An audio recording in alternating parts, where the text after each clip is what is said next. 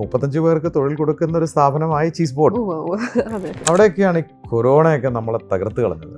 അതെ. എന്ത് സംഭവിച്ച ആ കാലത്ത്? ജോലി ഇല്ലാത്തവർക്ക് ഞങ്ങൾ കൊടുക്കുന്നില്ല കേട്ടോ, അവിടെ റിന്യൂ ചെയ്യാൻ പറ്റില്ല.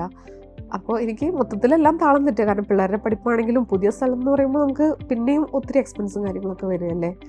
അന്ന് എനിക്ക് ഭയങ്കരമായിട്ട് വിഷമം വന്നു. കാരണം നമ്മൾ ബിസിനസ് എന്ന് പറയുന്നത് എത്ര മോശം ഒരു അവസ്ഥയാണെന്നുള്ളത് അപ്പം മനസ്സിലായി. GM ഇപ്പോഴും 1.5-2 കുറയാതെ GM ഒരാൾക്ക് ശമ്പളം കൊടുക്കുന്ന ആളോടാണ് ഇവര് നമ്മളോട് പറയുന്നത് ജോലി ഉണ്ടായിരുന്നെങ്കിൽ കൊടുത്തിരുന്നു പറയേണ്ട ഒരു അവസ്ഥയാണല്ലോ സംരംഭകരുടെ ഗതിയെ. അതോടൊപ്പം തന്നെ ചീസ് ബോർഡ് വളരെ ഫേമസ് ആവുന്ന കുറെ സെലിബ്രിറ്റി വെഡിങ്ങുകളൊക്കെ ചെയ്തിട്ടുണ്ട്. ആദ്യം അമല പോൾ മാമിന്റെ ബ്രദറിന്റെ വെഡിങ് നമുക്ക് കിട്ടിയായിരുന്നു. പിന്നെ നമുക്ക് മീരാനന്ദൻ മാമിന്റെ അതും ഇതുപോലെ അവരുടെ ഫാമിലി ഫ്രണ്ട് ഫുഡ് കഴിച്ചിട്ട് മാമാണ് ഞങ്ങൾ റെക്കമെൻഡ് ചെയ്യണത്. അപ്പോൾ അവരുടെയും ഇതുപോലെ സംഗീതവും മാമിന്റെയും മെയിൻ ഫംഗ്ഷനും നമ്മൾ തന്നെ ചെയ്യാനായിട്ടൊരു ഇതുണ്ടായിരുന്നു. ഇതിൽ ഏറ്റവും അവസാനം ഭക്ഷണം കഴിക്കുന്നത് ചിലപ്പോ ഈ പിള്ളേരായിരിക്കും. അതെ, പലപ്പോഴും ഒരു ഭക്ഷണം കിട്ടാറുണ്ട്. ചില ഗസ്റ്റുകൾ വന്നിട്ട് ചോദിക്കാറുണ്ട്, നിങ്ങളുടെ കുട്ടികളൊക്കെ കഴിച്ചിട്ട് പോവാവൂട്ടോ, കഴിക്കണം. അത് കേൾക്കുമ്പോൾ ഞങ്ങൾക്കും അവർക്കൊക്കെ വരേണ്ട സന്തോഷമുണ്ട്. മൊത്തം പാക്ക് ചെയ്ത് എടുത്തോട്ടോ. അപ്പോൾ നമ്മൾ പറയും, സാറേ നമ്മളൊരു 10-40 കുട്ടികൾ കഴിക്കാനുണ്ട്, അത് നിങ്ങൾ പുറത്തുനിന്ന് എവിടെന്നെങ്കിലും മേടിച്ചോ. അത് കേൾക്കുമ്പോൾ നമുക്ക് അയ്യോ ഇങ്ങനെയുണ്ടോ മനുഷ്യൻ, അങ്ങനെ തോന്നിയിട്ടുണ്ട്. വളരെ റെയർ ആയിട്ട് കേട്ടോ. അപ്പൊ ഞാൻ അന്ന് പോരുമ്പോൾ ഇങ്ങനെ മനസ്സിലാക്കി നോക്കിക്കോ, കാനഡയിൽ ഒരു റെസ്റ്റോറന്റ് തുടങ്ങും അങ്ങനെ മനസ്സിൽ പറഞ്ഞിട്ടുണ്ട്. പക്ഷെ അത് കാര്യമൊന്നും ആക്കിയില്ല. കാരണം നേഴ്സുമാർ ഒരിക്കലും റെസ്റ്റോറൻറ്റ്സ് ഒക്കെ തുടങ്ങാന്ന് പറഞ്ഞു. പക്ഷെ ഇപ്പൊ ഞാനത് ആലോചിക്കുമ്പോൾ അതിനൊരു കണക്ഷൻ ഉണ്ടോ.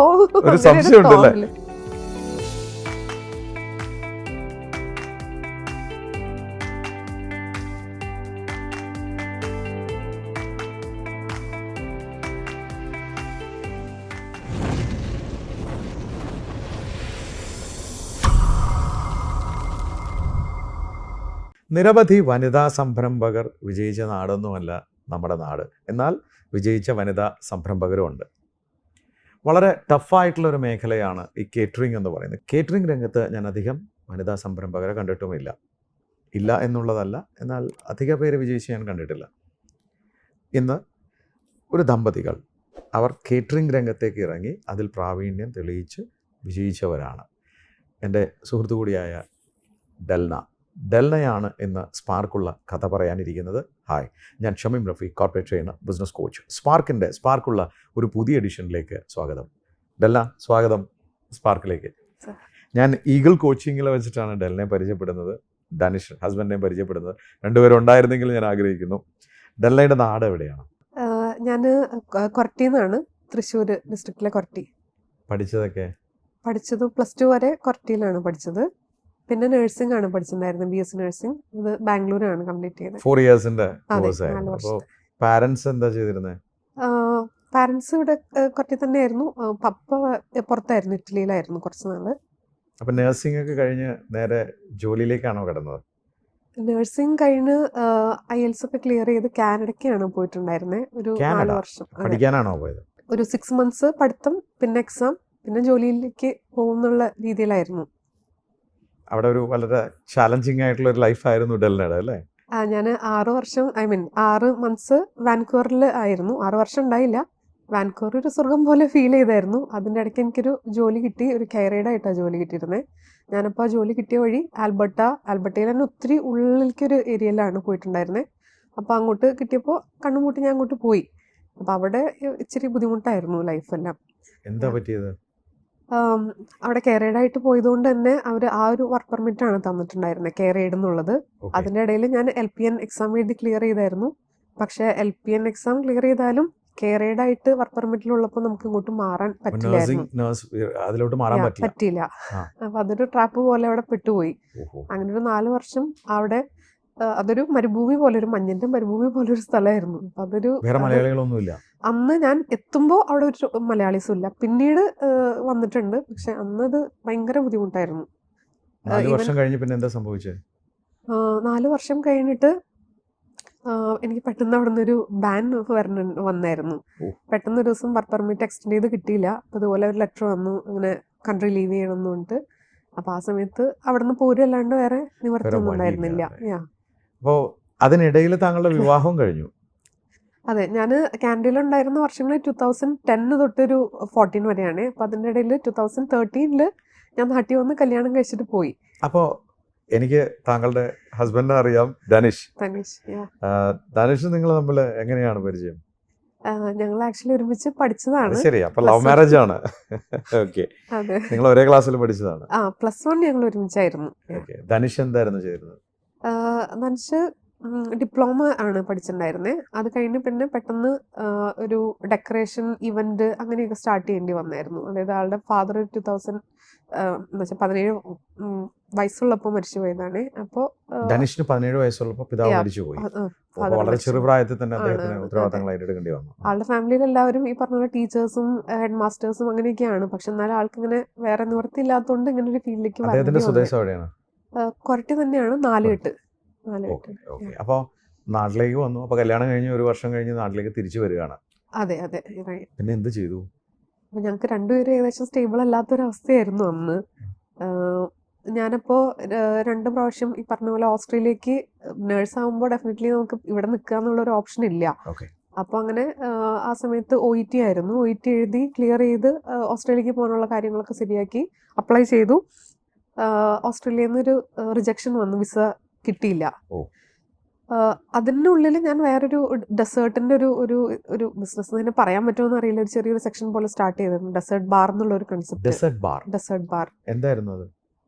അത് വെഡിങ്സിന് ഡെസേർട്ട് തന്നെ ഇച്ചിരി വൈഡായിട്ട് ചെയ്യുന്ന ഒരു രീതിയിലാണ് അത് ഉദ്ദേശിച്ചിട്ടുണ്ടായിരുന്നത്. ഇന്നൊക്കെ വളരെ കോമൺ ആണ്. ഇന്ന് കോമൺ ആണ്. അന്നത് ഞാൻ ഈവൻ കേറ്ററിംഗുകാരോട് പ്രസന്റ് ചെയ്യാൻ പോകുമ്പോൾ പോലും അവരത് നടക്കില്ല എന്ന് എന്നോട് പറയായിരുന്നു. കാരണം ഇത്രയും 1000-2000 പാക്സ് വെഡിങ് വരുമ്പോൾ ഇത്ര ഡെസേർട്ട്സ് എങ്ങനെയാണത് പോവുക, അപ്പം ഞാനതിൻ്റെ ഇങ്ങനെയൊക്കെയാണ് ചെയ്യാൻ പറ്റുകയെന്നൊക്കെ എക്സ്പ്ലെയിൻ ചെയ്ത് കൊടുക്കുമായിരുന്നു.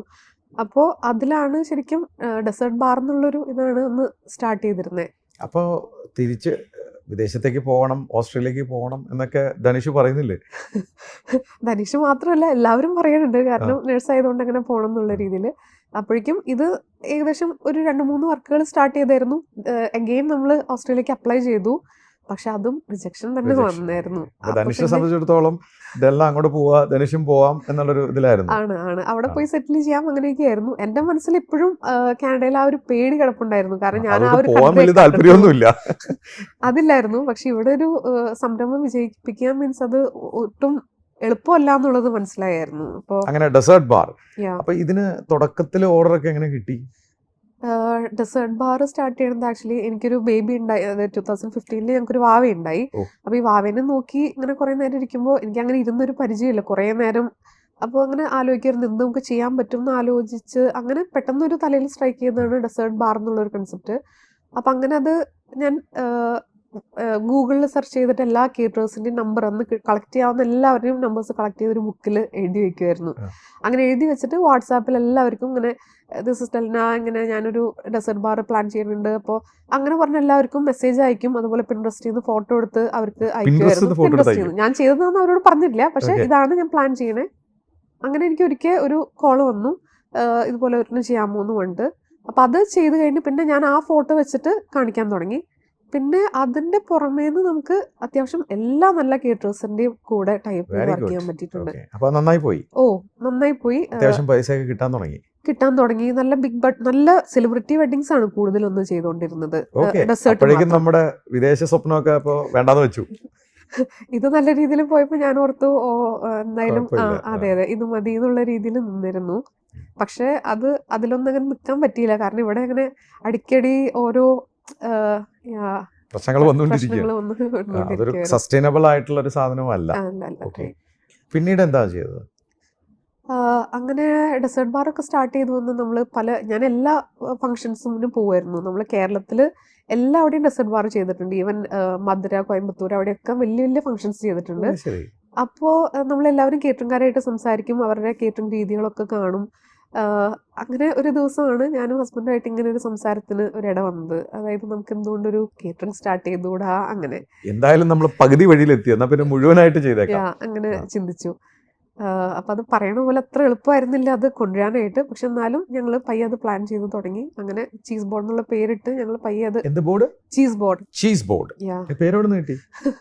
പേരിന് അങ്ങനെ പുറകിൽ വലിയ കഥയൊന്നുമില്ല. ഞങ്ങൾ ഒരു നോർമലി ഇവിടെ കേട്ട് പരിചയമില്ലാത്തൊരു പേരിരിക്കട്ടെ എന്ന് ഓർത്തിട്ടൊരു പേരിട്ടു എന്നുള്ളൂ. അത് ശരി. അങ്ങനെ കേറ്ററിംഗ് രംഗത്തേക്ക് ഇറങ്ങുകയാണ്. അതെ അത്ര വലിയ എളുപ്പമുള്ള പരിപാടിയാണോ അത്? ഒരിക്കലും എളുപ്പമുള്ള പരിപാടിയല്ല അത്. ഒന്നാമത് നിങ്ങളിത് ചെയ്ത് ശീലമില്ല. ഇല്ല ഇല്ല. പക്ഷെ അദ്ദേഹം നേരെ ഇവന്റ്സ് ചെയ്യുന്നുണ്ട് അല്ലേ, അതെ അതെ. സ്റ്റേജും ഡെക്കോർ അങ്ങനെ. യാ പക്ഷെ അതും വളരെ ഹൈലി കോമ്പറ്റീറ്റീവ് ആയിട്ടുള്ള ആണ് ആണ്. സാധനമാണ് അത് അല്ലേ? കോമ്പറ്റീറ്റീവ് ആണ്. അത് അതിന്റെ പുറകിൽ തലവേദനയുണ്ട്. പക്ഷെ കേറ്ററിംഗ് സ്റ്റാർട്ട് ചെയ്തപ്പോൾ മനസ്സിലായി ഇവരെക്കാളും ഇച്ചിരി തലവേദന കൂടി ഇവിടെയാണ്. തലവേദനയാണ് ഓക്കെ, കേറ്ററിംഗ് അപ്പൊ എന്നുള്ളത്. ആദ്യത്തെ വർക്ക് കിട്ടിയോ? കേറ്ററിംഗ് നമുക്ക് പയ്യെ പയ്യെ വെച്ച് കയറാൻ തുടങ്ങിയായിരുന്നു. അന്ന് ചെയ്യുമ്പോഴും നമ്മൾ ട്രഡീഷണൽ രീതിയിൽ കേറ്ററിംഗ് എന്നുള്ളത് മാറി കുറച്ചുകൂടി യുണീക്ക് ആയിട്ടുള്ള ഓരോ കുഞ്ഞു കുഞ്ഞു കാര്യങ്ങളൊക്കെ കൊണ്ടുവരാനായിട്ട് ശ്രമിച്ചായിരുന്നു.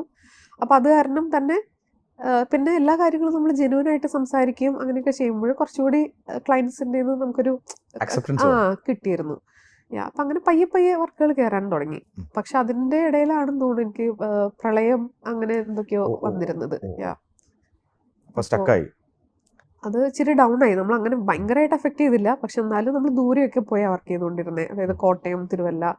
അപ്പോൾ ഇവിടെ നിന്ന് വണ്ടിയൊക്കെ സെറ്റ് ചെയ്ത് പോകുമ്പോഴേക്കും ഇത് വർക്ക് ഇതായി പോയി എന്ന് പറയുകയും അപ്പൊ അന്നൊക്കെ അത്യാവശ്യം നല്ലതായിട്ട് നഷ്ടം വന്നിട്ടുണ്ട്. എംപ്ലോയീസിനൊക്കെ എടുത്ത് തുടങ്ങി അല്ലേ? അതും ഈ പറഞ്ഞ പോലെ പയ്യെ പയ്യെ ഇങ്ങനെ ഓരോരുത്തർ ഫിൽട്ടർ ചെയ്ത് കയറ്റി എന്ന് വെച്ചാൽ എല്ലാം കൂടി ഒരുമിച്ചൊരു ഇതായിരുന്നില്ല. പക്ഷെ പയ്യെ പയ്യെ ഓരോരുത്തരെ കയറ്റി 2-3 വർഷം കഴിഞ്ഞിട്ടാണ് ഒരു നല്ല രീതിയിൽ. അന്നൊരു 30-35 അത്രയൊക്കെ ആയിരുന്നു. അത് വളർന്നു. 35 പേർക്ക് തൊഴിൽ കൊടുക്കുന്ന ഒരു സ്ഥാപനമായി ചീസ് ബോർഡ്. ഓക്കെ, അവിടെയൊക്കെയാണ് ഈ കൊറോണയൊക്കെ നമ്മളെ തകർത്ത് കളഞ്ഞത്. അതെ. എന്ത് സംഭവിച്ച കാലത്ത്? കൊറോണ അത് ഭയങ്കര അടിയായി പോയായിരുന്നു. കാരണം നമുക്ക് ആർക്കും ഒരു പ്ലാനിങ്ങും ഇല്ലായിരുന്നല്ലോ. അതായത് ഇതിങ്ങനെ ഇത്ര നാളത്തേക്ക് ഉണ്ടാവും അല്ലെങ്കിൽ എന്താണെന്നൊന്നും. അപ്പൊ നമ്മള് സ്റ്റാഫിനെയൊക്കെ എപ്പോഴും കൂടെ തന്നെ നിർത്താനായിട്ട് ശ്രമിച്ചു. പിന്നെ നമുക്ക് ഒരാഴ്ച കഴിഞ്ഞു, 2 ആഴ്ച കഴിഞ്ഞു, മാസങ്ങൾ കഴിയണു, ഇത് തീരണില്ല, വർക്കുകളൊക്കെ നിന്ന് പോയി. സാലറി കൊടുക്കാൻ വേണം. അപ്പൊ അങ്ങനെ മൈനസായി ഇങ്ങനെ പോയിക്കൊണ്ടിരുന്നു. അപ്പോ ഈ പറഞ്ഞ പോലെ നമ്മൾ പയ്യെ ടീമിനോട് പറഞ്ഞു, ഇങ്ങനെ ഇതാണ് അവസ്ഥ, നമുക്ക് പറ്റണില്ല. അപ്പോൾ ഇത് പയ്യെ അവരങ്ങനെ ഓരോ ലെയറായിട്ട് വിട്ടു. അതെ. പക്ഷെ എന്നാലും ഒരു 4-5 പേരെ കൂട്ടി നിർത്താൻ നോക്കി. അവരെയും പക്ഷെ കുറച്ച് നാൾ കഴിഞ്ഞപ്പോൾ അവരെയും വിടേണ്ടി വന്നു. അതിൽ ഒരു സ്റ്റാഫിനെ മാത്രമാണ് നമ്മൾ കീപ്പ് ചെയ്തത്. പൈസ കൊടുക്കണം അപ്പോഴും. അന്ന് കൊടുത്തതിന്റെ സാലറിയുടെ പാതി നമ്മൾ കൊടുക്കാൻ ശ്രമിച്ചായിരുന്നു. അങ്ങനെ നമ്മുടെ വീട്ടിൽ പോലും പിള്ളേർക്ക് ബിസ്ക്കറ്റ് മേടിക്കാൻ പൈസ ഇല്ലെങ്കിലും ആള് നമ്മൾ കീപ്പ് ചെയ്യാൻ നോക്കി. പക്ഷെ ആള് കൊറോണ കഴിഞ്ഞപ്പോൾ അത് പോരായിരുന്നു എന്ന് പറഞ്ഞ ആളും പോയി. അപ്പൊ അത് നമുക്ക് ഭയങ്കര വിഷമായി. നിങ്ങളുടെ ഹൗസ് ഓണർ വരെ നിങ്ങളോട്? ഹൗസ് ഓണർ അല്ല, ആക്ച്വലി നമ്മളുടെ ഫ്ലാറ്റിൽ, ഞങ്ങൾ താമസിച്ചിരുന്ന ഫ്ലാറ്റിന്റെ ഇതുപോലെ നമ്മളവിടെ പോയി സംസാരിക്കല്ലോ, ഓഫീസിൽ പോയി അത് റിന്യൂ ചെയ്യേണ്ട സമയം അവിടെ പോയി സംസാരിച്ചായിരുന്നു. ഇങ്ങനെ ഞങ്ങൾക്കൊരു പുതിയ ഫ്ലാറ്റ് ഒന്ന് സെറ്റ് ചെയ്ത് തരാമോ എന്ന്. അപ്പോൾ ആ സമയത്ത് നമ്മളിങ്ങനെ തകർന്ന് പറഞ്ഞപ്പോൾ വണ്ടികൾ വിറ്റു, അല്ലെങ്കിൽ എന്താ പറയുക, എല്ലാ കാര്യങ്ങളും കയ്യിൽ നിന്ന് പോയി അങ്ങനെ ഇരിക്കുന്ന ഒരവസ്ഥയാണ്. അപ്പോൾ നമ്മളിതുപോലെ പോയി സംസാരിച്ചപ്പോൾ അവർ ചോദിച്ചു, നിങ്ങൾക്ക് എന്താ ജോലി, എന്താ ചെയ്യുന്നത്? അപ്പോൾ അവിടെ എല്ലാവരും ടീച്ചേഴ്സ്, ബാങ്കിലെ ആൾക്കാർ, എല്ലാവരും അങ്ങനെയുള്ള ഓഫീസേഴ്സ്. അപ്പം ഞങ്ങൾ നിസ്സാരം കുറച്ച് പേരേ ഉള്ളൂ ഇതുപോലെ ബിസിനസ് എന്ന് പറഞ്ഞ് നടക്കണേ. അപ്പോൾ അവർ ചോദിച്ചു, എന്താണ് നിങ്ങളുടെ ജോലി? അപ്പം ജോലി അങ്ങനെ ഒരു ജോലിയല്ല, ഞങ്ങൾക്ക് ബിസിനസ്സാണ്. അപ്പോൾ ആൾ പറഞ്ഞു, ബിസിനസ്സുകാർക്കൊന്നും നമ്മൾ നമ്മൾ നിന്നിരുന്ന ഫ്ലാറ്റ് തന്നെയാണ്. പക്ഷെ അവർ ആ സമയത്ത് അങ്ങനെ പറഞ്ഞു. കാരണം അവർക്ക് അങ്ങനെ പറയല്ല, ജോലി ഇല്ലാത്തവർക്ക് ഞങ്ങൾ കൊടുക്കണില്ല കേട്ടോ, അവിടെ റിന്യൂ ചെയ്യാൻ പറ്റില്ല. അപ്പോൾ എനിക്ക് മൊത്തത്തിലെല്ലാം താളം തെറ്റുക. കാരണം പിള്ളേരുടെ പഠിപ്പാണെങ്കിലും പുതിയ സ്ഥലം എന്ന് പറയുമ്പോൾ നമുക്ക് പിന്നെയും ഒത്തിരി എക്സ്പെൻസും കാര്യങ്ങളൊക്കെ വരികയല്ലേ. അന്ന് എനിക്ക് ഭയങ്കരമായിട്ട് വിഷമം വന്നു. കാരണം നമ്മൾ ബിസിനസ് എന്ന് പറയുന്നത് എത്ര മോശം ഒരു അവസ്ഥയാണെന്നുള്ളത് അപ്പം മനസ്സിലായി. നമ്മൾ ഇത്ര പേർക്ക് ജോലി കൊടുക്കുന്നുണ്ട്, 35 പേർക്ക് ജോലി കൊടുത്തിരുന്നു. അപ്പൊ ഇങ്ങനൊരു അവസ്ഥ കൊണ്ടാണ് GM ഇപ്പോഴും 1.5-2 കുറയാതെ GM-ന്റെ ഒരു സാലറി ഇല്ല. ഒരാൾക്ക് ശമ്പളം കൊടുക്കുന്ന ആളോടാണ് ഇവര് നമ്മളോട് പറയുന്നത് ജോലി ഉണ്ടായിരുന്നെങ്കിൽ കൊടുത്തിരുന്നു എന്ന് പറയേണ്ട ഒരു അവസ്ഥയാണല്ലോ കൊറോണയ്ക്ക്. പക്ഷെ അവിടെ നിന്നൊക്കെ കാര്യങ്ങൾ മാറി. അപ്പൊ പോകുമ്പോഴും ഈ പറഞ്ഞ പോലെ അപ്പൊ കരഞ്ഞിട്ടാ പോണെങ്കിലും ഉള്ളിലൊരു എന്താ പറയാ, ഒരു ബലമുണ്ട്. ഇല്ല, ഇതൊക്കെ തിരിച്ചു വരും, നമ്മള് നന്നായിട്ട്, അതായത് നമ്മൾ വേറെ നേരായ മാർഗത്തിൽ പോയി ഇതൊക്കെ തിരിച്ചു വരും എന്നൊരു ഉള്ളിലൊരു വിശ്വാസമുണ്ട്. അപ്പൊ പക്ഷെ ഈ വേദനിപ്പിച്ചതൊക്കെ നമുക്ക് കുറച്ചുകൂടി ഒരു സ്ട്രോങ് ആയിട്ട് നിൽക്കാൻ പറ്റുമല്ലോ, അങ്ങനെ ഒരു വിശ്വാസം. പിന്നീട് കാലമൊക്കെ ഒന്ന് മാറി, പിന്നീട് വർക്ക് കിട്ടി തുടങ്ങിയോ? അതെ, അത് ഒരു കൊറോണയൊക്കെ മാറി പയ്യെ അങ്ങനെ ബിൽഡ് ചെയ്ത് വരുന്ന സമയത്ത് തന്നെയാണ് നമ്മളുടെ മാർക്കറ്റിംഗ് ഹെഡ് ആളായിരുന്നു എല്ലാ മാർക്കറ്റിംഗ് കാര്യങ്ങളൊക്കെ നോക്കിക്കൊണ്ടിരുന്നത്. ആള് എന്തുകൊണ്ടോ വർക്കുകൾ കയറുന്നില്ല എന്ന് ഒരു തോന്നി. മുന്നോട്ടൊട്ടും വർക്കില്ലാത്തൊരവസ്ഥയായി. എനിക്ക് തോന്നുന്നു 22 മാർച്ചിൽ ഫെബ്രുവരിലാന്ന് തോന്നുന്നു. ഇതുപോലെ നോക്കിയപ്പോൾ നമുക്ക് മുന്നോട്ട് ഒറ്റ വർക്കും ഇല്ലാത്തൊരവസ്ഥ. അത് ഇതിനു മുൻപ് അങ്ങനെ വന്നിട്ടേ ഇല്ല. അപ്പം അത് എന്തുകൊണ്ടാണ് എന്നുള്ളത് നമ്മൾ ചെക്ക് ചെയ്ത് നമ്മളുടെ മാർക്കറ്റിങ്ങിൻ്റെ ആളോട് ചോദിക്കുമ്പോൾ ആൾ പറയുന്നുണ്ട് നമുക്കിനി മാർച്ച് ഓഫ് സീസണാണ് വരുന്നത്, ഇനി വർക്കുകൾ കയറുമായിരിക്കും എന്ന് പറയുന്നുണ്ട്. പക്ഷേ നിലവിൽ ഒറ്റ വർക്കുകളില്ല. ദെൻ നമ്മളത് ചെക്ക് ചെയ്ത് നോക്കി അത് എന്തുകൊണ്ടാണ്. കാരണം വർക്ക് കയറിയില്ലെങ്കിൽ നമുക്ക് ഇത്ര സ്റ്റാഫിന് മെയിൻറ്റെയിൻ ചെയ്യാൻ ഈസി അല്ല. അപ്പം അങ്ങനെ ചെക്ക് ചെയ്തപ്പോഴാണ് ആള് അപ്പോയിൻമെൻ്റ് എടുക്കാൻ പോയിരുന്നു, പക്ഷെ കോട്ടുകളൊന്നും കൊടുത്തിരുന്നില്ല, അങ്ങനെയൊക്കെ മനസ്സിലാവണേ. അപ്പോൾ നമ്മൾ ഓർത്തു ആളെ ഇനി വിടുക തന്നെ. ആളോട് സംസാരിച്ചിട്ടാണ് വിട്ടത്. അപ്പോൾ അങ്ങനെ ആളെ വിടേണ്ടി വന്നു ആ ഒരു അവസ്ഥയിൽ. അപ്പോൾ അവിടെ ഒരു മാർക്കറ്റിംഗ് പിന്നെ ആര് ചെയ്യും? അങ്ങനെ ഒരു അവസ്ഥയിലാണ് എനിക്ക് സത്യത്തിൽ അവിടെ ഇറങ്ങേണ്ടി വന്നിരുന്നത്. ഞാനിതിനു മുൻപ് ടെലികോളിങ് കാര്യങ്ങളൊക്കെ ഹാൻഡിൽ ചെയ്തിട്ടുണ്ട്. വലിയ കാര്യമായിട്ട് ചീസ് ബോർഡിലേക്ക് തിരിഞ്ഞു നോക്കിയിട്ടില്ലെങ്കിലും ഞാൻ അപ്പം തൊട്ടാണ് ശരിക്കും എൻ്റെ ഒരു പ്രസൻസ് അതിനകത്ത് ഉണ്ടായത്. ഞാൻ മാർക്കറ്റിങ്ങിലേക്ക് ഇറങ്ങുമ്പോഴും എൻ്റെ ഹസ്ബൻഡിനോട് ചോദിച്ചു, മാർക്കറ്റിംഗ് ഒരിക്കലും ഒരു കേറ്ററിംഗിൻ്റെ മാർക്കറ്റിംഗ് ഒരു സ്ത്രീ ഇത് ചെയ്താൽ അതും ട്രസ്റ്റബിൾ ആണോ, ആൾക്കാർ ഇങ്ങനെ ഒരു സ്ത്രീനെ വിശ്വസിച്ച് ഇത്ര പേരെ ഫംഗ്ഷൻ ഏൽപ്പിക്കുമോ എന്നൊക്കെ ഒരു ഡൗട്ട് ഉണ്ടായിരുന്നു. പക്ഷെ അത് സത്യത്തിൽ ആൾക്കാർ കുറച്ചുകൂടി ലേഡീസ് ആകുമ്പോൾ എനിക്ക് തോന്നുന്നു ട്രസ്റ്റ് ഉണ്ട് എന്ന് എനിക്ക് തോന്നണേ. വളരെ പോസിറ്റീവായിട്ടാണ് അവർ കണ്ടത്. ഇനീഷ്യലി ഭയങ്കര ബുദ്ധിമുട്ടായിരുന്നു വർക്കുകൾ കിട്ടാൻ. കാരണം നമുക്കൊരു പേജോ അല്ലെങ്കിൽ നമ്മൾ എന്തൊക്കെ ചെയ്തു അല്ലെങ്കിൽ ആർക്കൊക്കെ വേണ്ടി ഫംഗ്ഷൻ ചെയ്തു എന്ന് പോലുള്ള ലിസ്റ്റോ കാര്യങ്ങളോ നമുക്ക് ഉണ്ടായിരുന്നില്ല. അപ്പോൾ ഇതുപോലെ നമ്പേഴ്സ് കളക്ട് ചെയ്തിട്ട് വരും, ഫോണിൽ വിളിക്കും, അപ്പോയിൻമെൻറ്റ്സ് എടുക്കും, പോയി കാണും, ഫുഡ് ടേസ്റ്റ് ചെയ്യാൻ വിളിക്കും. പിന്നെ ഇതുപോലെ നമ്മൾ ഓരോ ഫംഗ്ഷൻ്റെയും ഗസ്റ്റുകളുടെ റിവ്യൂ നമ്മൾ ഫോണിൽ റെക്കോർഡ് ചെയ്ത് എടുക്കാൻ തുടങ്ങി. എന്നിട്ട് എല്ലാവർക്കും, അതായത് നമ്മൾ സംസാരിക്കുന്നവർക്ക് എല്ലാവർക്കും ഈ ഫുൾ റിവ്യൂസ് അയച്ചു കൊടുക്കും ഒരു മന്തിലെ. എന്നിട്ട് വോയിസ് അയക്കും, സാർ ഇതൊക്കെ ഡിസ്റ്റർബൻസ് ആയി എന്നറിയാം, സാർ ഡിലീറ്റ് ചെയ്തോ, പക്ഷെ നമ്മളത് ആ രീതിയിൽ അങ്ങനെ അയച്ചാണ് നമുക്ക് വർക്കുകൾ അങ്ങനെ കയറാൻ തുടങ്ങിയത്. പിന്നീട് നല്ല സമയമായി അല്ലേ, നന്നായിട്ട് തന്നെ. അതെ. പിന്നെ വർക്കുകളിൽ നിന്ന് തന്നെ വരുന്ന വർക്കുകളും പിന്നെ അതുപോലെ മാർക്കറ്റിംഗ് ഇച്ചിരി കൂടി സ്ട്രോങ് ആക്കി അങ്ങനെ ആ രീതിയിൽ. ഇപ്പോൾ ഇന്ന് എത്ര എംപ്ലോയീസ് ഉണ്ട്? ഇന്ന് നമുക്ക് 62 എംപ്ലോയീസ് നിലവിലുണ്ട്. എക്സലന്റ്. എത്ര പേര് ഇത് പ്രത്യക്ഷമായിട്ടാണ്, അപ്പോൾ പരോക്ഷമായിട്ടൊരു ഫംഗ്ഷനൊക്കെ വന്ന എത്ര പേര്? 62 പേര് ചീസ് ബോർഡിന്റെ സ്വന്തം. അതെ. ബാക്കി നമുക്കൊരു ഫംഗ്ഷനൊക്കെ വരുമ്പോഴൊരു 100-150 പേർക്ക് പരോക്ഷമായിട്ട് നമുക്ക് തൊഴിൽ കൊടുക്കാൻ പറ്റുന്ന ഒരു ഇൻഡസ്ട്രിയാണ്. അതെ വെൻഡേഴ്സും എല്ലാം. ഈ കാലയളവിൽ എത്ര വർക്ക് നമ്മൾ ചെയ്തിട്ടുണ്ടാവും? അങ്ങനെ കറക്റ്റായിട്ട് നമ്മൾ കൗണ്ട് എടുത്തിട്ടില്ല. മേ ബി ഒരു 500-600 എന്നൊക്കെ തോന്നുന്നു. വെഡിങ് നമ്മൾ ചെയ്തിട്ടുണ്ടാവും. സ്പെഷ്യലൈസേഷൻ വെഡിങ്ങിൽ തന്നെയാണ്. അതെ. നമ്മൾ 2017 സ്റ്റാർട്ട് ചെയ്തത്. അത് എൻ്റെ ബർത്ത്ഡേയുടെ അന്ന് തന്നെയാണ് ചീസ് ബോർഡിൻ്റെ ബർത്ത്ഡേ. അപ്പോൾ എനിക്ക് തോന്നുന്നു ആ ഒരു അതോടൊപ്പം തന്നെ ചീസ് ബോർഡ് വളരെ ഫേമസ് ആവുന്ന കുറെ സെലിബ്രിറ്റി വെഡിങ്ങുകളൊക്കെ ചെയ്തിട്ടുണ്ട്. അത് ദൈവാനുഗ്രഹിച്ച് നമുക്ക് ആദ്യം അമല പോൾ മാമിൻ്റെ ബ്രദറിൻ്റെ വെഡിങ് നമുക്ക് കിട്ടിയായിരുന്നു. അതും ഒരു സജസ്റ്റ് ചെയ്തിട്ട് അങ്ങനെ വന്നതാണ്. ആ വെഡിങ് ചെയ്ത് കഴിഞ്ഞിട്ട് പിന്നെ ഇതുപോലെ പുണ്യ എലിസബത്ത് എന്ന് പറഞ്ഞ ഒരു മോഡലുണ്ട്. അപ്പോൾ പുണ്യ എലിസബത്തും ഒരു സ്ഥലത്ത് ഫുഡ് കഴിച്ചിട്ട് ഇഷ്ടപ്പെട്ടിട്ടാണ് നമ്മൾ വിളിച്ചിട്ട് അവരുടെ എൻഗേജ്മെൻറ്റും വെഡിങ് അത് ഒരു ഇയർ എപ്പാർട്ടായിരുന്നു. അപ്പോൾ വെഡിങ്ങും ചെയ്തിട്ടുണ്ടായിരുന്നു. പിന്നെ അമല മാമിൻ്റെ വെഡിങ് വന്നപ്പോൾ അതും ചെയ്തു.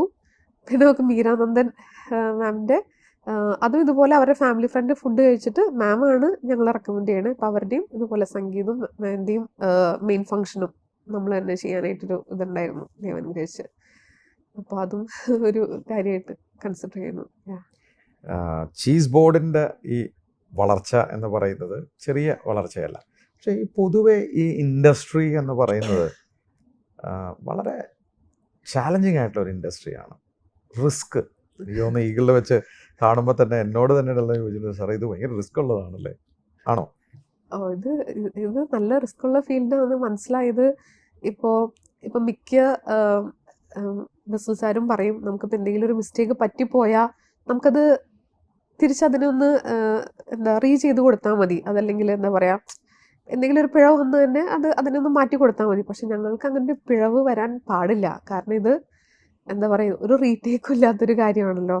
അപ്പോൾ അത് കാരണം നേരത്തെ ചെയ്ത് വെക്കാനോ അല്ലെങ്കിൽ ലേറ്റായി ചെയ്യാനോ ഒന്നിനും ഒരു ഗ്യാപ്പില്ല. എല്ലാം കറക്റ്റ് പോയിന്റ്സിലെല്ലാം വീണാലാണ് ഒരു ഫംഗ്ഷൻ ഭംഗിയായിട്ട് നടക്കുള്ളൂ. ഞാൻ വേറൊരു കാര്യം ശ്രദ്ധിച്ചത്, ഈ കേറ്ററിംഗുകാർക്ക് പൊതുവേ ഒരു പ്രശ്നം ഉണ്ടാവുന്നത് ഈ വെഡിങ്ങിൻ്റെ അവസാനം ഭക്ഷണം തികഞ്ഞില്ല. ഇത് ഞാൻ പലയിടത്തും കണ്ടിട്ടുണ്ട്. അപ്പോൾ അത് കേറ്ററിംഗുകാരെ നോക്കിക്കൊണ്ട് ഇവരുടെ പ്രശ്നമാണ് എന്ന് പറയുന്ന ഒരു സിറ്റുവേഷൻ ഉണ്ട്. അപ്പോൾ അത് എന്തുകൊണ്ടാണ് അങ്ങനെ ഒരു സിറ്റുവേഷൻ വരുന്നത്? മെയിനായിട്ട് കേറ്ററിംഗുകാർക്ക് എല്ലാവർക്കും ഞങ്ങളെല്ലാവരും അനുഭവിക്കുന്ന ഒരു ചെറിയ പ്രശ്നമാണ് ഈ എണ്ണം കൂടി പോണ ഒരു പ്രശ്നമേ. അത് ക്ലയൻസിനെ ഞാൻ ഒരിക്കലും കുറ്റം പറയില്ല. കാരണം അവർക്കായാലും ഇപ്പോൾ പുറമേയൊക്കെ ഒരു സിസ്റ്റം ഉണ്ട്, ഇങ്ങനെ കറക്റ്റായിട്ട് കൗണ്ട് കൊടുക്കുകയും അതിനുള്ള കാര്യങ്ങളൊക്കെ. പക്ഷേ നമ്മുടെ നാട്ടിൽ നമ്മളൊരു വീട്ടിൽ പോയി വിളിച്ച് വരും, നമ്മളുടെ തന്നെ കാൽക്കുലേഷനാണ് ഇവിടെ നിന്ന് ഇത്ര പേര് വരുമായിരിക്കും അങ്ങനെ. അപ്പോൾ അങ്ങനെ എടുക്കുമ്പോൾ ഇപ്പോൾ നൈറ്റിൽ സ്ഥിരം കാണുന്ന ഒരു പരിപാടിയാണ്. ഇപ്പോൾ ഒരു 10 ഫംഗ്ഷൻ ചെയ്താൽ അതിനകത്തൊരു 8 ഫംഗ്ഷനും എണ്ണം കൂടാറുണ്ട്. അപ്പോൾ അങ്ങനെ അൺകൺട്രോളബിൾ ആയിട്ട് കൂടുമ്പോൾ നമുക്ക് ഒന്നും ചെയ്യാൻ പറ്റാത്ത അവസ്ഥ വരും. അപ്പോൾ അതാണ് മെയിനായിട്ടും. അതായത് ഒരു 1000 പേരെ അവർ വിളിച്ചിട്ടുണ്ടാവും, അവര് മനസ്സിൽ കാണും ഒരു 600 വരുള്ളൂ, അതുകൊണ്ട് 500ന്റെ ഓർഡർ നിങ്ങൾക്ക് തരും, പക്ഷെ ചിലപ്പോൾ 1000 വന്നിട്ടുണ്ടാവും. അപ്പൊ അവസാനമാകുമ്പോൾ ഈ ഒരു പ്രശ്നം വരും. അപ്പൊ എന്താണ് ക്ലയൻസിനോട് പറയാനുള്ളത്? കാൽക്കുലേഷൻ കറക്റ്റ് ആയിരിക്കണം. ഞങ്ങളിപ്പോൾ അതിനുവേണ്ടി ഒരു സിസ്റ്റം, എന്താ പറയാ, ഒരു എങ്ങനെയാണ് കൗണ്ട് എടുക്കേണ്ടതെന്നുള്ള ഒരു ചാർട്ടും കാര്യങ്ങളൊക്കെ കൊണ്ട് നമ്മൾ ക്ലയന്റ് മീറ്റിങ്ങിന് പോകുമ്പോൾ ഇതെല്ലാം കറക്റ്റായിട്ട് പഠിപ്പിക്കും. അതായത് ഈ രീതിയിലാണ് കൗണ്ട് എടുക്കേണ്ടത്. നമ്മൾ ഒരു എന്താ പറയുക, വീട്ടിൽ പോയി വിളിക്കുമ്പോൾ നമുക്ക് വരാൻ സാധ്യതയുണ്ടെന്ന് തോന്നുന്നവരെ എല്ലാവരും ഇടുക, പ്ലസ് ഡ്രൈവർമാർ, ഇവന്റ് എന്ന് വെച്ചാൽ ഒരു സൈഡിൽ അവർ വിളിക്കുന്ന ഗസ്റ്റുകൾ മാത്രമല്ല ഉണ്ടാവുക. ഇപ്പോൾ ഹോളിൻ്റെ ഇൻചാർജുമാർ, ഫോട്ടോഗ്രാഫി ടീം, ചെണ്ടമേളക്കാർ, അങ്ങനെ ഒരു 19 പേരും നമ്മളെ കണ്ണിൽ പെടാത്ത ആൾക്കാരുണ്ട്. അപ്പോൾ അവരെയൊക്കെ കൗണ്ടിൽ കറക്റ്റായിട്ട് തരണം. അങ്ങനെയെല്ലാം വളരെ കറക്റ്റായിട്ട് കൗണ്ട് എടുക്കാൻ പഠിപ്പിക്കും. അപ്പോൾ അങ്ങനെയൊക്കെയാണ് മാക്സിമം നമുക്കത് ചെയ്യാൻ പറ്റുക. ഇതല്ല, ഇത് പല കേറ്ററിംഗുകാരെ എനിക്കറിയാം. അപ്പോൾ അവർ വളർന്നു കഴിയുമ്പോൾ ഒരു ദിവസം തന്നെ 4ഉം 5ഉം ഫംഗ്ഷനൊക്കെ പാരലി ചെയ്യുന്നത് അഭിമാനത്തോടുകൂടി പറയുന്നത് ശ്രദ്ധിച്ചിട്ടുണ്ട്. നിങ്ങളുടെ എക്സ്പീരിയൻസ് എങ്ങനെയാണ്? നമ്മൾ ആദ്യം ഈ പറഞ്ഞ പോലെ അങ്ങനെ ഒത്തിരി വർക്ക് ചെയ്യണതാണ്, നമ്മൾ ഇത്ര വർക്കുകൾ ചെയ്തു എന്ന് പറയുന്നതിലാണ് ഞങ്ങൾ അഭിമാനം കൊണ്ടിരുന്നത്. പക്ഷെ പിന്നീട് അത് മനസ്സിലായി, ഒരു വെഡിങ് എന്ന് പറയുമ്പോൾ ഒരു പാരന്റിന്റെ ഏറ്റവും വലിയൊരു ഡ്രീമാണ്. ഈവൻ ഞങ്ങളുടെ പോലും കുട്ടികൾ, കുഞ്ഞു കുട്ടികളാണെങ്കിലും ഞങ്ങൾ ഇപ്പോൾ തൊട്ട് അവരുടെ വെഡിങ് എപ്പോഴെങ്കിലുമൊക്കെ ചിന്തിക്കും. അതും നമ്മൾ കൂട്ടി വെച്ച് അങ്ങനെ ഉണ്ടാക്കുന്ന കാര്യങ്ങളാണല്ലോ. അപ്പോൾ അവരുടെ ഒരു ഡ്രീം ഡേ നമ്മളായിട്ട് അതിനൊരു കോട്ടം വരരുത് എന്നുള്ളൊരു രീതിയിലാണ് ഞങ്ങൾ പെർ ഡേ 2 എന്നുള്ള രീതിയിൽ അത് ഉറപ്പിച്ചിരിക്കുന്നത്. അതുപോലെ ആരാണോ ക്ലയൻ്റായിട്ട് സംസാരിച്ചുകൊണ്ടിരിക്കുന്നത് അവർ തന്നെ ആ സൈഡിൽ, അത് ക്ലയൻസിന് ഇപ്പോഴൊരു ബലമാണ് നമ്മളെ കാണുമ്പോഴേ. അപ്പോൾ ആ രീതിയിൽ നമ്മൾ 2 എന്നുള്ള രീതിയിൽ അത് കുറച്ചിരിക്കുകയാണ്. അതുപോലെ നമ്മളുടെ ഭാഗത്തുനിന്നുള്ള ഒരു തെറ്റുകൊണ്ട് അവർക്കൊരു പ്രശ്നം വരരുത് എന്ന് അത്രയും സ്ട്രോങ് ആയിട്ട് ഇത് ചെയ്തിട്ടാണ് നമ്മൾ അങ്ങനെ ആക്കിയിരിക്കുന്നത്. ഞാൻ മിക്ക വെഡിങ്ങിന് പോകുമ്പോഴേ ഞാൻ ശ്രദ്ധിച്ചിട്ടുണ്ട്, എനിക്ക് സത്യം പറഞ്ഞാൽ ബഹുമാനം തോന്നുന്ന ഒരു വിഭാഗമുണ്ട്, ആരും ശ്രദ്ധിക്കാത്തൊരു വിഭാഗമാണ്. ഉദാഹരണം പറഞ്ഞാൽ, നിങ്ങൾ ബാക്ക് എൻഡിൽ എത്ര നല്ല ഫുഡ് ഉണ്ടാക്കിയെന്ന് വിചാരിക്കാം, നമ്മൾ പറയും ഈ ഫ്രണ്ട് എൻഡ് എന്ന് പറഞ്ഞൊരു ആൾക്കാരുണ്ട്. അപ്പം നിങ്ങളുടെ ഇൻഡസ്ട്രിയിൽ ഞാൻ ശ്രദ്ധിച്ചത്, ഈ വിളമ്പുന്നതെല്ലാം കുട്ടികളാണ്, ചെറുപ്പക്കാരാണ്. ഒരു പ്രായം എടുത്ത് എനിക്കൊന്നൊരു 17, 20, 22 വയസ്സ്. അതിനിടയിൽ എനിക്ക് തോന്നുന്നൊരു വിദ്യാർത്ഥികളാണോ പാർട്ട് ടൈം ജോലി ചെയ്യുന്നവരാണോ എനിക്കറിയില്ല. അപ്പോൾ ഇവരെ സംബന്ധിച്ചിടത്തോളം ഇവരൊരു 150 പേരൊരു ഫംഗ്ഷന് വരുന്നു, വെൽ ട്രെയിൻഡ്, വെൽ ഓർഗനൈസ്ഡ് ആവണം എന്നില്ല. പലപ്പോഴും പലരും അവരോട് ദേഷ്യപ്പെടുന്നതും ചീത്ത പറയുന്നതൊക്കെ ഞാൻ ശ്രദ്ധിച്ചിട്ടുണ്ട്. എന്താണ് ഡെൽന ഒരു കേറ്ററാണ്, അപ്പോൾ ആ ക്ലയൻസിനോട് പറയാനുള്ളത് എന്താണ്? സാറ് പറഞ്ഞ പോലെ തന്നെ ഈ കുട്ടികൾ എന്ന് പറഞ്ഞാൽ, ഇപ്പം നമ്മൾ എത്ര പ്രഷ്യസ് ആയിട്ട് നമ്മളുടെ കുട്ടികളെ കാണുന്നുണ്ട്, അതുപോലെ തന്നെ ഓരോ വീടുകളിൽ നിന്നും വന്നിരിക്കുന്ന കുട്ടികളാണല്ലോ. അപ്പോൾ അവരും വെൽത്തി ഫാമിലിയിൽ നിന്നുണ്ട്. മിക്ക കുട്ടികളും ഇതുപോലെ ഓരോ പാരലായിട്ട് പഠിക്കുന്ന കുട്ടികളാണ്. അവർ ഈ പറഞ്ഞ പോലെ വൈകിട്ടോ ഉച്ചയ്ക്കോ അവർക്ക് സമയം പോലെ അവർ കുറച്ച് പൈസ ഉണ്ടാക്കാനോ മേ ബി ഫാമിലിനെ സപ്പോർട്ട് ചെയ്യാനൊക്കെ വരുന്ന കുട്ടികളാണ്. പക്ഷെ മിക്ക ഫങ്ഷൻസിലും ഈ പറഞ്ഞ പോലെ എന്താണ്, ചിലപ്പോൾ നൈറ്റ് ടൈമിലൊക്കെ ആൾക്കാർ മദ്യപിച്ചൊക്കെ വരുമ്പോൾ, അല്ലെങ്കിൽ അവരുടെ ഫ്രസ്ട്രേഷൻ തീർക്കാനൊക്കെ പിള്ളേരായിട്ട് തട്ടിക്കയറിയും സംസാരിക്കും. അവരതിലെന്തോ ഒരു സന്തോഷം കണ്ടെത്താറുണ്ട്. പക്ഷെ നമ്മൾ ശരിക്കും അവരെ റെസ്പെക്ട് ചെയ്യേണ്ട ഒരു വിഭാഗമാണെന്ന് എനിക്ക് തോന്നുന്നത്. കാരണം ഞാൻ എൻ്റെ മനസ്സുകൊണ്ട് ഞാൻ ഇപ്പോഴും അവർക്ക് ഇത് ചെയ്യാറുണ്ട്. കാരണം അവർ ഇത്രയും ചെറുപ്പത്തിലേ ഇങ്ങനെ വന്ന് നിൽക്കാനായിട്ട് കാണിക്കുന്ന ഒരു മനസ്സ്, അതെ അതെ തീർച്ചയായിട്ടും. അപ്പോൾ നമ്മളെപ്പോഴും അവരെ റെസ്പെക്ട് ചെയ്യണം. അതെ, എല്ലാവരും അതൊന്ന് കൺസിഡർ ചെയ്യുകയാണെങ്കിൽ നല്ലതായിരിക്കും. അവരുടെ ഉപചോദ്യം ഉണ്ട് കേട്ടോ. ഞാൻ പലപ്പോഴും ശ്രദ്ധിച്ചിട്ടുണ്ട്, ഈ ഫംഗ്ഷൻ എന്ന് പറയുന്നത് നിങ്ങൾ ഈവനിങ്ങിലോ ഉച്ചയ്ക്കോ തുടങ്ങും, കാരണം രാത്രി ഡിന്നർ ആണെങ്കിൽ ഇതിൽ ഏറ്റവും അവസാനം ഭക്ഷണം കഴിക്കുന്നത് ചിലപ്പോൾ ഈ പിള്ളേരായിരിക്കും. അല്ലേ? തീർച്ചയായിട്ടും. അത് പലപ്പോഴും ഒരു ഭക്ഷണം കിട്ടാറുണ്ട്. ഇത് ചില സമയത്ത് നമ്മളുടെ ചില ഗസ്റ്റുകൾ വന്നിട്ട് ചോദിക്കാറുണ്ട്, നിങ്ങളുടെ കുട്ടികളൊക്കെ കഴിച്ചിട്ട് പോവാവൂട്ടോ, കഴിക്കണം. അത് കേൾക്കുമ്പോൾ ഞങ്ങൾക്കും അവർക്കൊക്കെ വരേണ്ട സന്തോഷമുണ്ട്. പൈസ കിട്ടിയില്ലെങ്കിൽ നമുക്കത് കേൾക്കണ ഒരു സന്തോഷം. പക്ഷെ ചിലർ ഇതുപോലെ തന്നെ എന്താ പറയുക, കോൺട്രറി ചില ആൾക്കാർ ഇതുപോലെ പറയാറുണ്ട്, അതായത് മൊത്തം പാക്ക് ചെയ്ത് എടുത്തോട്ടോ. അപ്പോൾ നമ്മൾ പറയും, സാറേ നമ്മളൊരു 40-40 കുട്ടികൾ കഴിക്കാനുണ്ട്, അത് നിങ്ങൾ പുറത്തുനിന്ന് പോകുമ്പോൾ എവിടെന്നെങ്കിലും മേടിച്ചോ. രാത്രി 12 മണിക്ക് അത് കേൾക്കുമ്പോൾ നമുക്ക് അയ്യോ ഇങ്ങനെയുണ്ടോ മനുഷ്യൻ, അങ്ങനെ തോന്നിയിട്ടുണ്ട്. വളരെ റെയർ ആയിട്ട് കേട്ടോ. പക്ഷെ അപ്പം അവരും കൂടി കഴിച്ചു കഴിഞ്ഞിട്ട് തന്നെയാണ് നമ്മൾ വൈൻഡപ്പ് ചെയ്യാറ് മിക്കപ്പോഴും. അങ്ങനെ. ഈ ചീസ് ബോർഡിൻ്റെ പ്രത്യേകത എന്താണ്? സാധാരണ ഒരു ക്ലയൻറ്റിനെ കിട്ടാൻ വേണ്ടിയിട്ട് പലരും ഈ എന്തൊക്കെയോ പ്രോമിസുകളൊക്കെ ഇങ്ങനെ കൊടുക്കാറുണ്ട്. നിങ്ങളുടെ സ്റ്റൈൽ എങ്ങനെയാണ്? നമ്മൾ എല്ലാ കാര്യങ്ങളും ട്രാൻസ്പെറൻ്റ് ആയിട്ട് സംസാരിക്കും എന്നുള്ളൊരു രീതിയിൽ തന്നെയാണ് നമ്മൾ ഈ പറഞ്ഞ പോലെ ചെയ്തുകൊണ്ടിരിക്കണേ. അപ്പോൾ ഒരു ഫംഗ്ഷൻ്റെ ഒരു 10-15 ഡേയ്സ് മുൻപ് നമ്മൾ ക്ലയൻ്റായിട്ട് ഒരു സിറ്റ് ഡൗൺ മീറ്റിംഗ്, ഇപ്പോൾ NRIs ഒക്കെ ആണെങ്കിൽ എപ്പോഴും ഫോണിൽ വിളിച്ച് എമൗണ്ട് ഇട്ട് ഡേറ്റ് ബ്ലോക്ക് ചെയ്യുക, അതാണ് കൂടുതലും ചെയ്യാറ്. പക്ഷെ നമ്മൾ മസ്റ്റായിട്ടും ഇരുന്നൊരു മീറ്റിംഗ് നമ്മൾ പറയും. ആ മീറ്റിങ്ങിൽ നമ്മൾ മെനു മുതൽ എല്ലാ കാര്യങ്ങളും തറവായി ഡിസ്കസ് ചെയ്ത് അവർക്കിനി വേറെ ഒരു എന്താ പറയുക സംശയങ്ങൾക്കും ഇടയില്ല എന്നുള്ള രീതിയിൽ തന്നെ നമ്മൾ എല്ലാ കാര്യങ്ങളും ഡിസ്കസ് ചെയ്ത് അവരെ എന്താ പറയുക സാറ്റിസ്ഫൈ ആക്കി, മെനുവിൽ എന്തെങ്കിലും കറക്ഷൻ ഉണ്ടെങ്കിൽ അത് വരുത്തി അങ്ങനെയാണ് നമ്മൾ പോവുക. അപ്പം അത്രയും ട്രാൻസ്പെറൻസി ഉണ്ട് നമ്മളുടെ ഇതിൽ. അല്ല, നമ്മൾ ഈഗിളുടെ ഇടയിൽ വെച്ച് എന്നോട് പറയുകയും ചെയ്തു, സാർ ഞങ്ങൾക്ക് ഏറ്റവും കൂടുതൽ ഈ NRIs ആണെന്ന്. അപ്പോൾ ഞാനത് ചോദിക്കണമെന്ന് വിചാരിച്ച ശേഷം അത് വിട്ടുപോയി. അന്ന് ഈ NRIs അവരവിടെയും നമ്മളിവിടെയാണ്. ഇവരെ എങ്ങനെയാണത് കൺവിൻസ് ചെയ്യാനുള്ള എന്തെങ്കിലും സൂത്രമുണ്ടോ? എന്താണ് നിങ്ങളുടെ? ഇപ്പോൾ കൂടുതലും കുട്ടികളൊക്കെ പുറത്താണല്ലോ, അപ്പോൾ അവർ തന്നെയാണ് ഡിസിഷൻ എടുക്കുകയും കാര്യങ്ങളൊക്കെ ചെയ്യുക. അപ്പോൾ അവർ നമുക്ക് വാട്സാപ്പിൽ ത്രൂ കോളോ അല്ലെങ്കിൽ വാട്സാപ്പ് മെസ്സേജാണ് കൂടുതൽ കുട്ടികളും പ്രിഫർ ചെയ്യുക. അപ്പോൾ അവരിതുപോലെ മെസ്സേജ് അയച്ചിടും നമുക്ക്. അപ്പോൾ തിരിച്ചു കൊടുക്കാനായിട്ട് ഇപ്പോൾ നേരിട്ട് ഫോൺ കോൾ പോലും ചിലപ്പോൾ സമയം വ്യത്യാസം ഉണ്ടെങ്കിൽ ബുദ്ധിമുട്ടായിരിക്കും.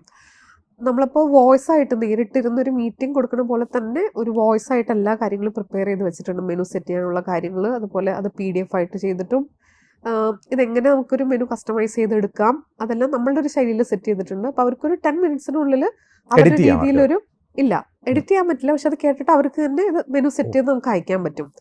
എന്നിട്ട് നമ്മളത് കോട്ട് ചെയ്ത് കൊടുക്കും. അതിലെന്തെങ്കിലും കറക്ഷൻസോ റീചേഞ്ചോ കാര്യങ്ങളൊക്കെ റേറ്റിൽ വരികയാണെങ്കിൽ അങ്ങനെ നമ്മൾ റിപ്പീറ്റ് ചെയ്ത് എത്ര വട്ടം വേണമെങ്കിലും ആ മെനു ചേഞ്ച് ചെയ്യാനുള്ള ഓപ്ഷനും കാര്യങ്ങളൊക്കെ ഉണ്ട്. അപ്പോൾ അത് ഈസിയാണ് അവർക്കത് ചെയ്തെടുക്കാനായിട്ട്. ഇപ്പം എനിക്ക് തോന്നുന്നു നിങ്ങൾ കൂടുതലും ചെയ്യുന്നത് ഇപ്പം NRI വെഡിങ്സ് കുറേ ചെയ്യുന്നുണ്ട് അങ്ങനെ അല്ലേ? അതെ അതെ, കൂടുതലും പുറത്ത് തന്നെയാണ് ഇപ്പോൾ കുട്ടികളും അപ്രോച്ച് ചെയ്യുന്നത്.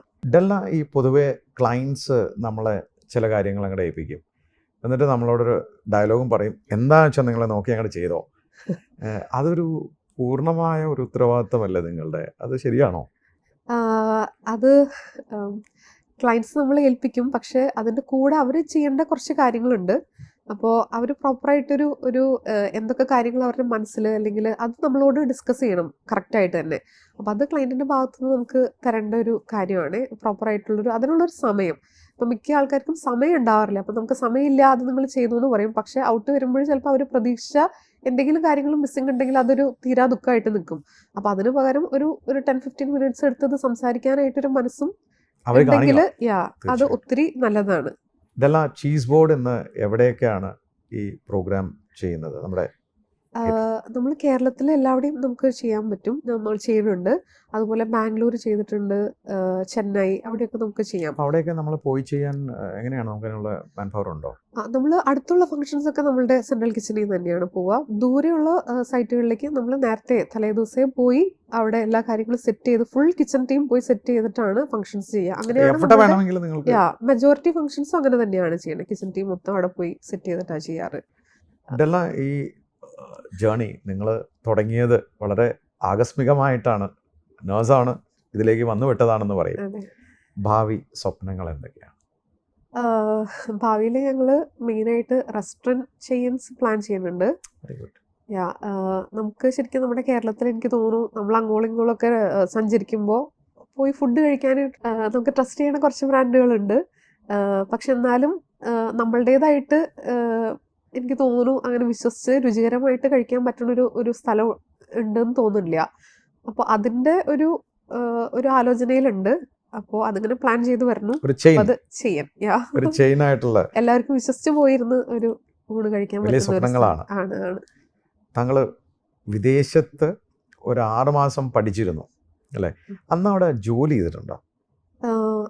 അവിടെ നമ്മൾ 6 മാസമാണ് ഞാനിവിടെ പഠിച്ചിരുന്നത്. അപ്പോൾ അതിൻ്റെ കൂടെ തന്നെ പാർട്ട് ടൈം ജോലി ഉണ്ടായിരുന്നു. അത് റെസ്റ്റോറൻറ്റ്സിലാണ് ചെയ്തിട്ടുണ്ടായിരുന്നത്. റെസ്റ്റോറൻറ്റിലാണ് ആ അല്ലേ? അന്ന് റെസ്റ്റോറൻറ്റ്. ആ റെസ്റ്റോറൻറ്റിൽ ജോലി ചെയ്യുമ്പോൾ ഇപ്പം എന്നോട് പറഞ്ഞത് റെസ്റ്റോറൻറ്റ് തുടങ്ങുന്ന കാര്യമാണ്. അതെ, അതെ. അതിൻ്റെ കണക്ഷൻ എന്താണ്? അന്ന് അവിടെ റെസ്റ്റോറൻറ്റിൽ വർക്ക് ചെയ്യുമ്പോൾ ഒരു സ്ഥലത്ത് ഒരു മലയാളിയായിരുന്നു അതിൻ്റെ ഓണർ. ആള് എന്നോട്, എനിക്ക് തോന്നുന്നു ആളുടെ പ്രഷർ കൊണ്ടോ കാര്യങ്ങളൊക്കെ എന്നെ നല്ലതായിട്ട് ഷൗട്ട് ചെയ്യാറുണ്ടായിരുന്നു. പിന്നെ അന്ന് ഇംഗ്ലീഷ് അറിയാത്തതിൻ്റെയും എല്ലാ പ്രശ്നങ്ങളും ഉണ്ട്. അപ്പോൾ ക്ലയൻസായിട്ട് ഡീലിംഗ് ഒന്നും അത്ര പോരായിരിക്കാം. അപ്പം അങ്ങനെ ഞാൻ കുറേ ദിവസങ്ങളിരുന്ന് കരഞ്ഞിട്ടുണ്ട്. അവസാനം ഞാൻ തന്നെ സാറിനോട് പോയി പറഞ്ഞു, സാറേ ഞാൻ പോവുക, എന്നെന്തോ ഇവിടെ ശരിയാവും തോന്നുന്നില്ല, സോ അങ്ങോട്ട് ഞാൻ ക്വിറ്റ് ചെയ്തു അവിടുന്ന്. അത് കഴിഞ്ഞ് അപ്പം ഞാൻ അന്ന് പോരുമ്പോൾ ഇങ്ങനെ മനസ്സിലേക്ക് ഞാൻ നോക്കിക്കോ, കാനഡയിലൊരു റെസ്റ്റോറൻറ്റ് തുടങ്ങും അങ്ങനെ മനസ്സിൽ പറഞ്ഞിട്ടുണ്ട്. പക്ഷെ അത് കാര്യമൊന്നും ആക്കിയില്ല. കാരണം നേഴ്സുമാർ ഒരിക്കലും റെസ്റ്റോറൻറ്റ്സ് ഒക്കെ തുടങ്ങാമെന്ന് പറഞ്ഞു. പക്ഷെ ഇപ്പോൾ ഞാനത് ആലോചിക്കുമ്പോൾ അതിനൊരു കണക്ഷൻ ഉണ്ടോ ഒരു അങ്ങനെ ഒരു സംശയമുണ്ടല്ലേ? തോന്നല്. ഇന്ത്യയിൽ Maybe. മാത്രമല്ല, മേ ബി നമുക്ക് നാളെ കാനഡയിൽ ഒരു റെസ്റ്റോറൻറ്റ് ചീസ് ബോർഡ് തുടങ്ങില്ല എന്ന് ആർക്കറിയാം. അതെ, അതെ. അതാണ് ചിലപ്പോ. സംരംഭത്തിൻ്റെ ഒരു ഗുണമെന്ന് പറയുന്നത്. ഡാനിഷും ഡെൽനയും വളരെ ചെറിയ രീതിയിൽ തുടങ്ങി, അതിന്ന് വളർച്ചയുടെ പാതയിലാണ്. ഇനി സ്വപ്നങ്ങൾ വലുതാണ്, റെസ്റ്റോറൻറ്റ് ചെയിനാണ് മനസ്സിലുള്ളത്. അതെ. അന്ന് ആ ജോലിയിൽ ഒതുങ്ങി പോയേക്കാമായിരുന്നു. ഇന്ന് സംരംഭത്തിൽ വന്നതിൽ അഭിമാനമില്ലേ? തീർച്ചയായിട്ടും ഉണ്ട്. തീർച്ചയായിട്ടും ഉണ്ട്. കാരണം ഇത്ര നല്ലൊരു എന്താ പറയുക, ഇത്ര ഡിഫിക്കൽട്ടായിട്ടുള്ളൊരു ഫീൽഡിൽ നമ്മൾ ഒരു ഫങ്ഷൻ ചെയ്ത് കഴിഞ്ഞ് ഒരു ക്ലയൻറ്റ് നമ്മളോട് കൈ പിടിച്ചൊരു നന്ദി പറയുമ്പോൾ, അല്ലെങ്കിൽ എന്താ പറയുക, അത് തരുന്നൊരു സാറ്റിസ്ഫാക്ഷൻ എന്ന് പറഞ്ഞാൽ അത് അത്രയും വലുത് തന്നെയാണ്. അത് പറയാതിരിക്കാൻ വയ്യ. അതുകൊണ്ട് നിങ്ങൾ രണ്ടുപേരും ഹാപ്പിയാണ്. തീർച്ചയായിട്ടും. ചീസ് ബോർഡ് വളർച്ചയുടെ പാതയിലുമാണ്. അതെ. നിങ്ങൾ കേട്ടു ഡെൽനയും ഡാനിഷിൻ്റെയും കഥ. ഡെൽന വിദേശത്തൊക്കെ പോയി ജോലി ചെയ്ത് തിരിച്ചു വന്ന ഒരാളാണ്. വിദേശത്ത് പോകണമായിരുന്നു എന്നായിരുന്നു ആഗ്രഹം. ഫോർച്ചുനേറ്റ്ലി ഓർ അൺഫോർച്ചുനേറ്റ്ലി സംരംഭക ലോകത്തേക്ക് എത്തിപ്പെട്ടതാണ്. തടസ്സങ്ങൾ നിരവധിയായിരുന്നു. അദ്ദേഹം എത്തിപ്പെട്ട മേഖല വളരെ ഹൈലി കോമ്പറ്റീറ്റീവ് ആയാണ്. അദ്ദേഹത്തിൻ്റെ പോലെ വനിതാ സംരംഭകർ വളരെ ചുരുക്കമുള്ള ഒരു മേഖല കൂടിയാണ്.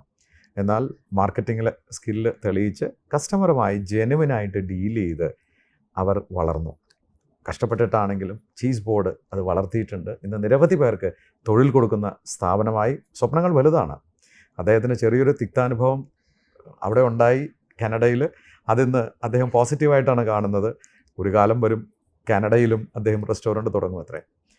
ഒരു സമൂഹത്തിൽ നല്ലൊരു കാര്യം ചെയ്യണം എന്ന് വിചാരിച്ച് നമ്മൾ ഇറങ്ങി ആത്മാർത്ഥമായി അതിന് പരിശ്രമിച്ചാൽ വിജയം ഉണ്ടാവും, വൈകിയെങ്കിലും എന്നതിന് ഉദാത്തമായ ഉദാഹരണമാണ് ഡെൽനയും ഡാനിഷും അദ്ദേഹത്തിൻ്റെ ഇവരുടെ സംരംഭമായ ചീസ് ബോർഡും. ഇതെല്ലാം വളരെ ഇൻസ്പയറിംഗ് ആയിട്ടുള്ള സ്റ്റോറിയായിരുന്നു. വളരെ ചെറിയ തുടക്കം, സ്ട്രഗിൾസ് ഇഷ്ടം പോലെ നിങ്ങളുടെ ജീവിതത്തിൽ ഉണ്ടായിട്ടുണ്ട്. സംരംഭക ജേണിയിൽ സ്ട്രഗിൾസ് ഇല്ലാതെ നമുക്ക് മുന്നോട്ട് പോകാൻ പറ്റില്ല. പക്ഷേ ഓരോ തിരിച്ചടികളും അത് തിരിച്ചറിവായിരുന്നു. സ്ട്രോങ് ആയി തിരിച്ചു വന്നിട്ടുണ്ട്.